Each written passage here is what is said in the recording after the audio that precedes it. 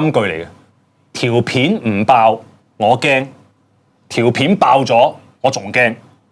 其實就係講緊而家我哋喺度追緊流量嘅一啲幕前又好，演員又好，KOL 又好，YouTuber 又好，所有你用咩形詞都好啦，係俾你追到。你今次係啦，你瀨廁所板，你下次做咩？食屎啊！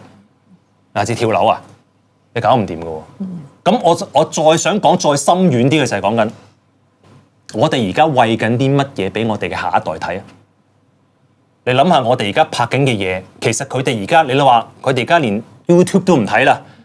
我睇短視頻10秒啫，我淨係俾5秒鐘時間你啫，我淨係睇啲冇營養嘅嘢。